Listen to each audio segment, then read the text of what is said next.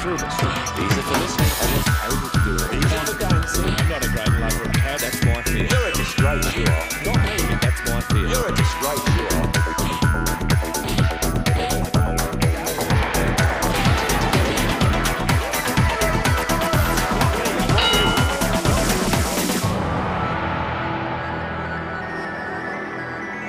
Hello and welcome to One-on-One Shadowboxing.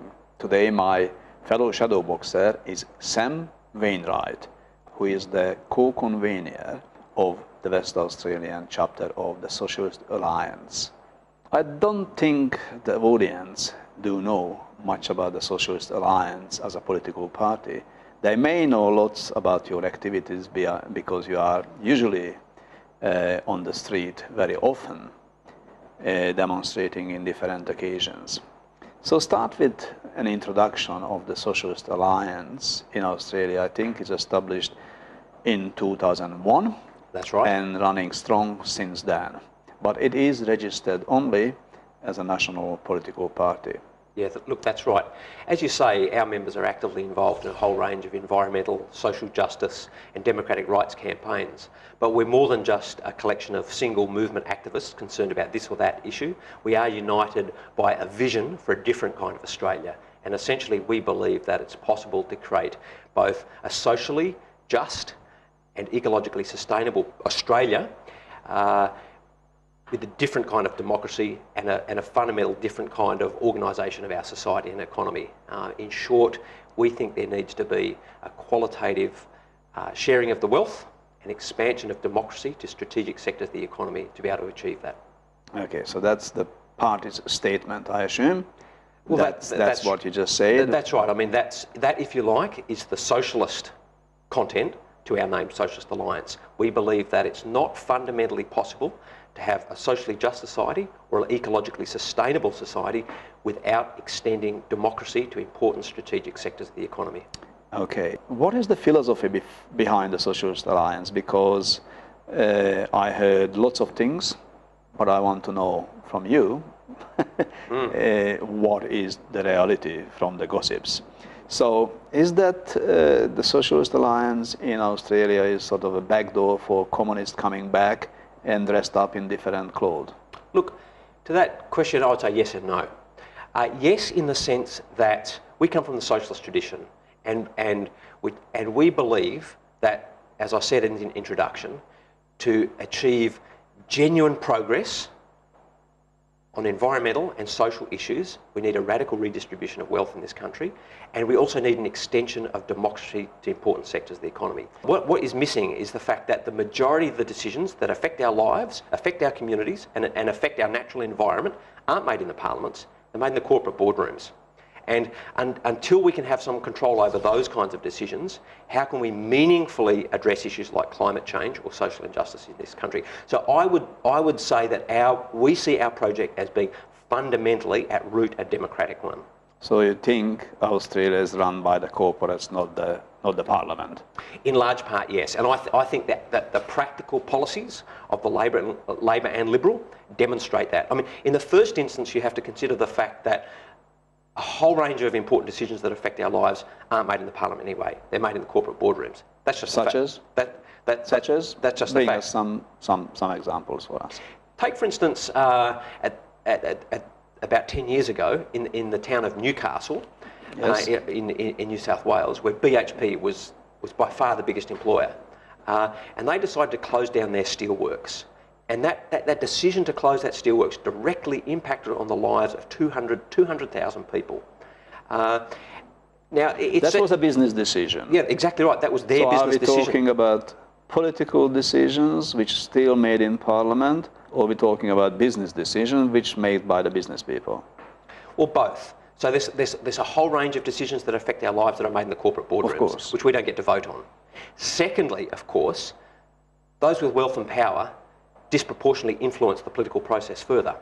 They own the means of mass media, notwithstanding the great work that West TV does. But nonetheless, the news as it's reported on Channel 7, Channel 9, Channel 10 is sympathetic to a certain worldview. It's not neutral. There's no such thing as unbiased news reporting, and theirs is biased in a very certain direction. That then influences the political process, and that is reflected, for instance, in formal debate in the Australian Parliament on the question of climate change. I mean, climate science is very, very clear. If we are to stop runaway global warming, industrialised countries like Australia need to cut their emissions by around about at least 60%. 60%. Yet the federal government is talking about an emissions trading scheme which at best is proposed to perhaps reduce our emissions by 5%.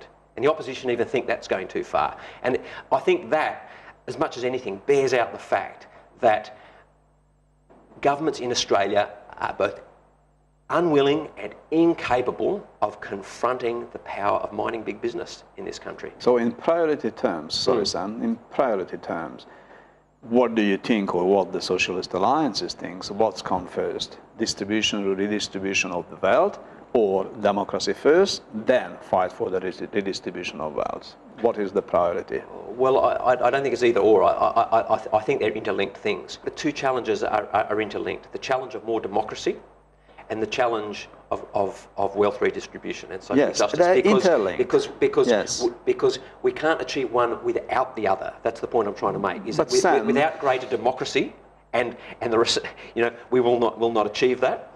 So they're putting themselves into a catch-22 situation again. It is a catch-22 situation, as you say, and the only circuit breaker to that catch-22 is a sustained mobilisation of the ordinary population to achieve those aims. That's called revolution. It is. And velvet revolution or otherwise, it needs to be a revolution, because that's not going to work without that. So is your party a revolutionary party? Yes, in that sense we are. And the thing which illustrates that most perfectly is recent events in Latin America. There's been some coverage of the passing of the former Venezuelan president, Hugo Chavez. And it's worth bearing in mind that Hugo Chavez was democratically elected to power in Venezuela. He was probably the most elected leader that's ever been. Yes.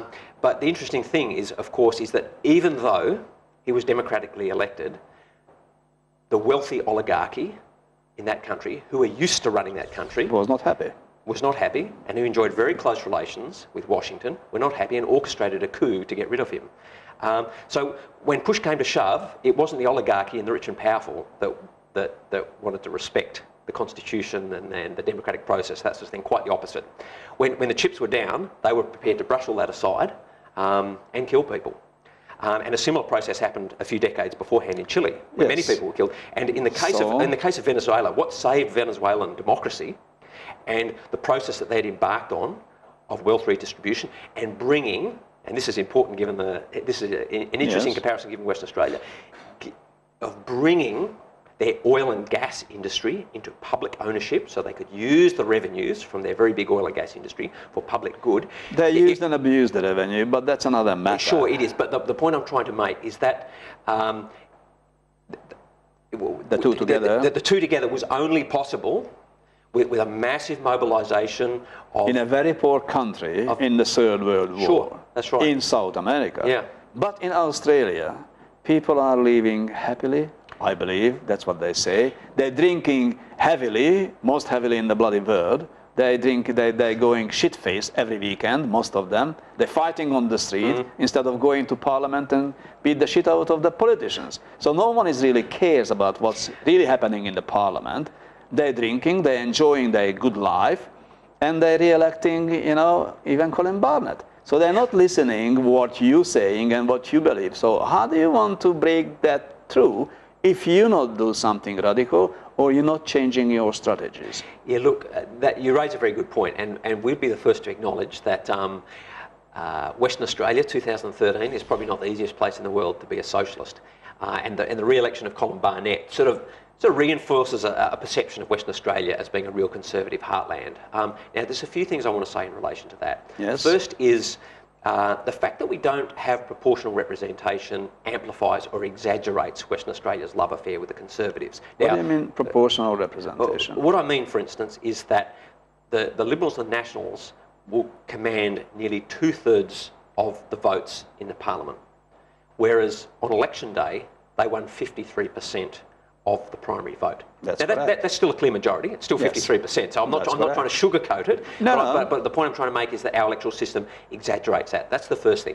The second thing is there's no question that Australia is a relatively wealthy country that, even compared to other industrialised countries, has escaped the worst of the financial crisis.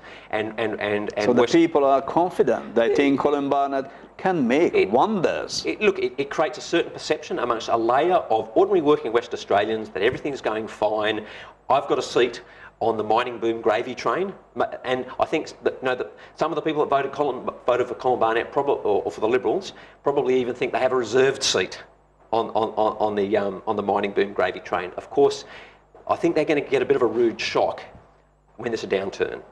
We understand perfectly well that the sort of solutions to the social and ecological problems that we face that we propose will get a much greater hearing when social, political and economic crises become much worse. Yes. Which they will. And the thing is that those kind of crises aren't invented by us socialists. Capitalism generates them by itself. But what's important is how will the population respond when that crisis comes to our context. To the people that say to us, oh, but socialism doesn't work, it's failed, our retort would be, well, look at capitalism. And also, even in a wealthy place like Western Australia, and notwithstanding the fact that politics in Western Australia is relatively conservative, and we'd be the first to admit that, but bear in mind that even in a wealthy country like Australia, we have one of the highest youth suicide rates in the world. And I think that speaks to the fact that even though ordinary working people in a wealthy country like Australia can go down to Harvey Norman and buy flat screen TVs and that sort of stuff, it doesn't give people a social connection and meaning and purpose in life and satisfaction and exactly right. So look, our first response to well, what's this socialism idea, that won't work either kind of thing. Look, we say first, capitalism doesn't work. In fact, worse than doesn't work. That doesn't make socialism work. No, without democracy, definitely not. Well, okay. Well, that's you've taken my answer from me. For us, as I said at the start, our vision is one of a fundamentally more democratic society, and we think for our society to be fundamentally more democratic, you have to be able to extend democracy to strategic sectors of the economy. That if you do not have democratic public ownership of those sectors of the economy, you cannot redistribute wealth and you cannot address the climate change challenge. Okay, I think we will coming back to these matters after a short break, which we take now, and please stay with us on One-on-One Shadowboxing.